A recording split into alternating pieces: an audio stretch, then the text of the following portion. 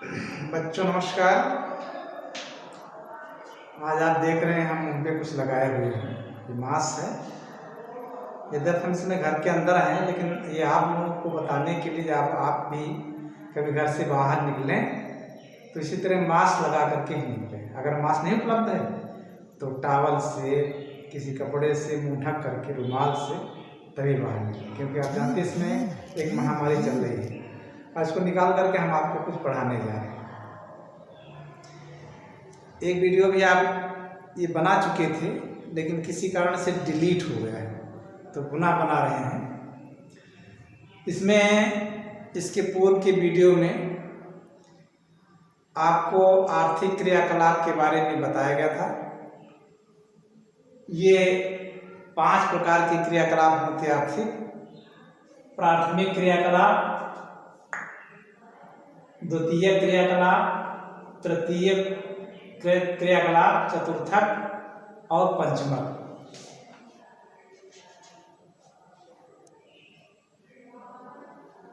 तो इस प्रकार से 5 प्रकार के क्रियाकलाप होते हैं, जिसमें पिछले वीडियो में आपको प्राथमिक और द्वितीय क्रियाकलापों में के बारे में बताया गया है विस्तार से। आज हम चर्चा करेंगे तृतीय क्रियाकलाप के बारे में। तृतीय क्रियाकलाप क्या होते हैं? जैसे मैंने बताया था, प्राथमिक क्रियाकलापों में प्रकृति से संबंधित, जैसे आखेट, संग्रहण, पशुपालन, मत्स्य उद्योग, मत्स्य पालन, इन सब बारे में होता है, जहाँ पर प्रकृति से सीधे व्यक्ति जुड़ करके आखेट करता है, भोजन के लिए भोजन का संग्रहण करता है, ये सब बातें आती हैं। और द्वितीय में जो संग्रहण होता है प्राथमिक क्रियाओं से, उनको और उत्कृष्ट बना करके मानव उपयोगी बनाया जाता है, अधिक उपयोगी बनाया जाता है, उससे अच्छी उसकी बिक्री होती है, अच्छा आय प्राप्त होता है, वो द्वितीय में आते हैं। जैसे मान लो गेहूँ, कृषि में गेहूँ उत्पादित किया, फिर गेहूँ से आटा बनाना, चोकर निकालना, मैदा बनाना, ये सब अलग अलग कैटेगराइज कर दिया गया। पशुपालन में पशुओं से जो प्राप्त होता है, दूध, दही, घी, मक्खन, पनीर, ये सब अलग अलग चीज़ें प्राप्त करना, ये सब द्वितीय क्रियाकलाप में आते हैं। और तृतीय क्रियाकलाप में क्या आता है, इसको आप समझेंगे। सबसे पहले व्यापार, दूसरा परिवहन, तीसरा संचार और चौथा अन्य सेवाएं। ये 4 चीज़ों से संबंधित अगर कोई व्यक्ति लगा हुआ है तो वो तृतीय क्रियाकलाप कहलाता है। चाहे वो व्यापार में लगा हो, चाहे परिवहन में लगा हो, चाहे संचार में लगा हो, या सेवाओं में लगा हो। व्यापार में वस्तुओं का क्रय विक्रय जो करते हैं उसको व्यापार कहते हैं। तो व्यापार में जो लगे होते हैं, ये व्यापार 2 तरह का होता है, थोक व्यापार, दूसरा फुटकर व्यापार। जो लोग कंपनियों के माध्यम से, फैक्ट्रियों से बिचौलिए के माध्यम से सामान खरीदते हैं या सीधे फैक्ट्री से खरीदते हैं, थोक रेट में उनको सामान मिलता है और वो भी थोक रेट में दूसरों को सप्लाई करते हैं, फुटकर विक्रेताओं को। और दूसरे फुटकर होते हैं, फुटकर विक्रेता थोक विक्रेताओं से सामान दे करके और फुटकर में कुछ अपना लाभ निर्धारित करके और फुटकर बेचते हैं। तो इस प्रकार से फुटकर और थोक, ये 2 प्रकार के व्यापारी होते हैं और व्यापार कार्य में लगे रहते हैं। इसमें नगरीय और ग्रामीण दोनों में होता है, थोक में भी और फुटकर में भी। जो नगर में थोक विक्रेता होते हैं वो नगरीय हो गए, जो फुटकर होते हैं फुटकर विक्रेता। ऐसे ग्रामीण क्षेत्रों में जो थोक विक्रेता होते हैं और उनमें भी नगरीय और ग्रामीण 2 तरह के होते हैं। तो इन व्यापार से संबंधित क्रियाकलापों में, चाहे फुटकर व्यापारी हो चाहे थोक हो, जो लोग भी लगे हैं, संलग्न हैं, वो सब तृतीय क्रियाकलाप के अंतर्गत आते हैं। और इसमें दूसरे कौन आते हैं? परिवहन से संबंधित। परिवहन से संबंधित कार्यों में जो व्यक्ति लगे हैं उनको भी तृतीय क्रियाकलाप में रखा गया है। इसमें रेल परिवहन, सड़क परिवहन, वायु परिवहन और जल परिवहन, ये 4 प्रकार का परिवहन होता है। रेल परिवहन में पूरे देश में रेलों का जाल बिछा है, कई तरह की रेलें भी होती हैं, जैसे बड़ी लाइन, छोटी लाइन, नैरो लाइन, ट्राम और ये हर तरह की रेल परिवहन में जो भी व्यक्ति लगे हैं, चाहे वो ड्राइवर हों, चाहे वो पथ को निर्माण करने वाले हों या कार्यालय के कार्यकर्ता हों, ये सब रेल परिवहन के कर्मचारी कहलाते हैं। दूसरा सड़क परिवहन। सड़क भी कई तरह की होती है, कच्ची सड़क, पक्की सड़क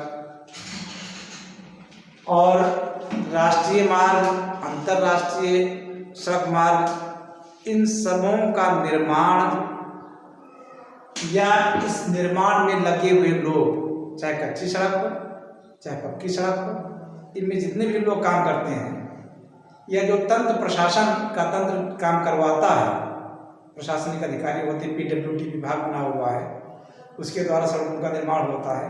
तो इस तंत्र में जितने भी लोग लगे हैं वो सब सड़क के अंतर्गत आते हैं। तीसरा है वायु परिवहन। वायु परिवहन में मुख्य रूप से दो प्रकार का वायु परिवहन भारत में है, एक इंडियन एयरलाइंस और दूसरा एयर इंडिया। अगर हम इंडियन एयरलाइंस का प्रयोग करते हैं, इसका मतलब यह है कि हम देश के आंतरिक भाग में कहीं न कहीं जाना चाहते हैं। मान लो लखनऊ से हम दिल्ली जाना चाहते हैं, चेन्नई जाना चाहते हैं, मुंबई जाना चाहते हैं, कोलकाता जाना चाहते हैं, तो हमें इंडियन एयरलाइंस के जहाज़ों से जाना होगा।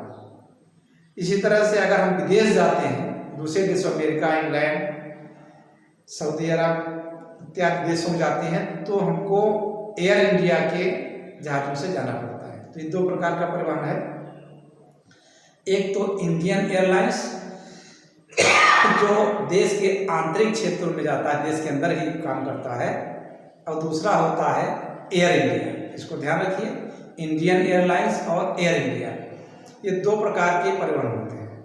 इन दोनों प्रकार के वायु परिवहन में लगे हुए व्यक्ति, चाहे वो जहाज के चालक हों, चाहे प्लेटफार्म पर काम करने वाले हों, चाहे हवाई अड्डे में के कर्मचारी हों, जितना भी तंत्र लगा हुआ है ये सब वायु परिवहन के अंतर्गत आता है। ये भी तृतीय कार्यकलाप में लगे हुए व्यक्ति होते हैं। और अगला है जल परिवहन। जल परिवहन भी दो तरह का होता है, आंतरिक जल परिवहन, दूसरा बाह्य जल परिवहन। आंतरिक का मतलब होता है देश के अंदर, ये कहीं झीलों में परिवहन होता है, कहीं नदियों में परिवहन होता है, नदियों के माध्यम से एक स्थान से दूसरे स्थान सामान पहुंचाया जाता है, तो ये आंतरिक परिवहन कहलाता है। अंदर झीलें होती हैं, उनमें काम होता है परिवहन, एक स्थान से दूसरे स्थान सामान ले जाना, व्यक्तियों को ले जाना, ये आंतरिक परिवहन कहलाता है। बाह्य परिवहन कहते हैं जब समुद्र के रास्ते से दूसरे देशों से आवागमन या वस्तुओं का आदान प्रदान होता है, उसको बाह्य जल परिवहन कहते हैं। ये इसके लिए विभिन्न बंदरगाहों के माध्यम से सामान जाता है और आता है। व्यक्ति भी जाते आते हैं, बहुत से बंदरगाह हैं, जैसे चेन्नई है, मुंबई है, ये सब कोलकाता है, बड़े बड़े बंदरगाह हैं। इन बंदरगाहों से जल परिवहन संचालित होता है। तो ये इस प्रकार से रेल परिवहन, सड़क परिवहन, वायु परिवहन, जल परिवहन, इन चारों परिवहन के तंत्र में लगे हुए कोई भी व्यक्ति, वो सब परिवहन के अंतर्गत आते हैं और ये सब तृतीय क्रियाकलाप के अंतर्गत आते हैं। चौथा संचार। संचार में जैसे दूर संचार है, टेलीफोन, पहले स्थायी टेलीफोन हुआ करते थे, लैंडलाइन होती थी, जमीन के अंदर तार खुद करके आता था, उससे टेलीफोन कनेक्ट रहता था। अब वायरलेस हो गए, वायरलेस टेलीफोन हो गए, मोबाइल हो गए। तो ये सब जितने मोबाइल और स्थायी टेलीफोन की जो कंपनियां हैं, जो विभाग है सरकारी, और इसमें लगे हुए लोग, बहुत सारे टावर्स हैं, उनमें काम करने वाले लोग, कार्यालयों में काम करने वाले लोग, प्रशासन में काम करने वाले लोग, ये सब जो दूरसंचार में लगे हुए हैं, ये सब भी तृतीय क्रियाकलाप के अंतर्गत आते हैं। और अंतिम है सेवाएं।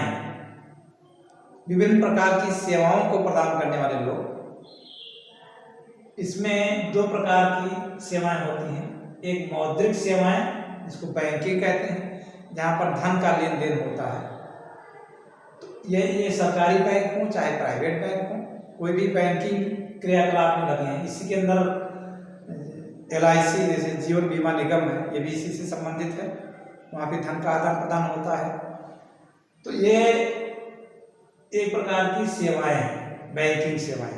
इसके अंतर्गत लगे हुए लोग प्रशासन तंत्र में, क्लर्क में, बैंकों में और बैंकों की सुरक्षा में, एटीएम में, ये सब जितने भी तंत्र में लगे हुए हैं ये सब सेवाओं के अंतर्गत आते हैं, जो तृतीय क्रियाकलाप है। और चौथे व्यक्तिगत और व्यावसायिक। व्यक्तिगत रूप में जो लगी हुई सेवाएं दे रहे हैं, व्यावसायिक रूप में लगे सेवाएं दे रहे हैं। उनमें 3 प्रकार की सेवाएं होती हैं, सरकारी, अर्ध सरकारी और प्राइवेट। अगर हम कोई सेवा के बदले में शुल्क ले रहे हैं तो ये सब व्यक्तिगत और व्यवसायिक के अंतर्गत आता है। ये 3 प्रकार की, एक तो सरकारी होती है, सरकारी सेवाएं होती हैं, सरकारी जो गवर्नमेंट सर्वेंट होते हैं, सरकारी नौकर होते हैं, वो भी इसी के अंतर्गत आता है। उनको सरकार सैलरी देती है, वेतन देता है और वो आदमी काम करते हैं। जैसे शिक्षा विभाग से अध्यापक है, सरकारी अध्यापक हैं, विद्यालय में काम करते हैं, पठन पाठन का कार्य करते हैं और उसकी उस सेवा के बदले में सरकार उनको सैलरी देती है। बड़े स्कूल में लगे हुए लोग होते हैं, उनको संस्था वेतन देती है।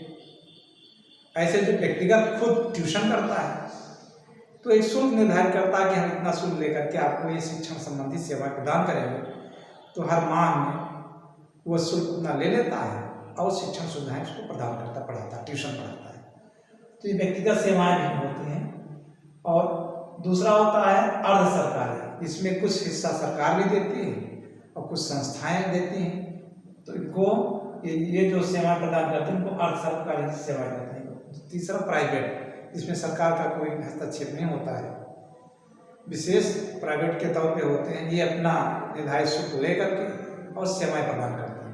बहुत से शिक्षण संस्थाएं हैं, टेक्निकल शिक्षण संस्थाएं हैं, बीटीसी स्कूल खुले हुए हैं और बहुत से लोग तकनीकी स्कूल खोले, औद्योगिक स्कूल खोले हुए हैं, उसमें बहुत सी डिग्रियां और डिप्लोमा प्रोवाइड करते हैं।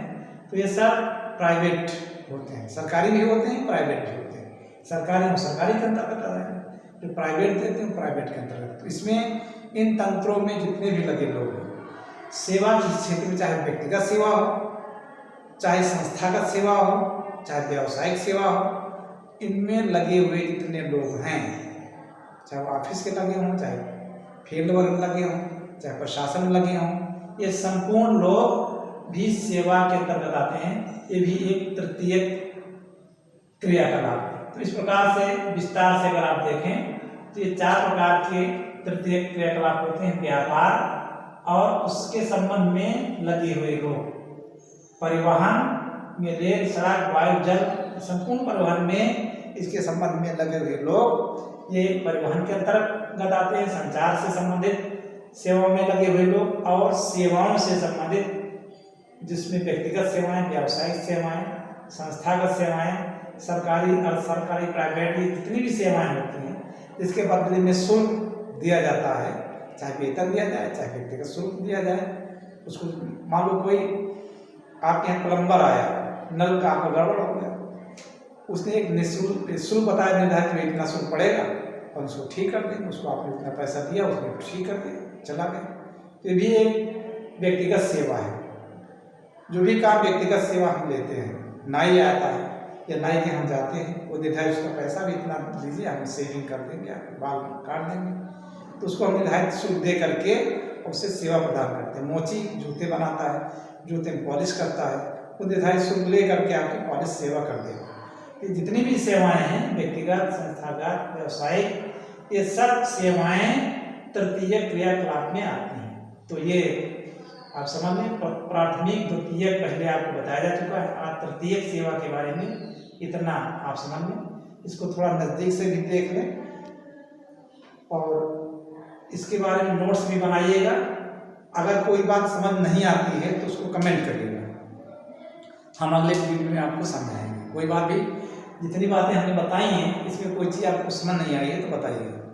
और वीडियो को ज़रा लाइक कर दीजिए, सब्सक्राइब कर लीजिए, तो ठीक प्रकार से आप में वीडियो प्रोवाइड होते रहेंगे और आप पढ़ते रहेंगे। अगर कोई चीज़ नहीं समझ में आती है तो उसको बताइए, हम आपको आगे वीडियो बताएंगे। धन्यवाद।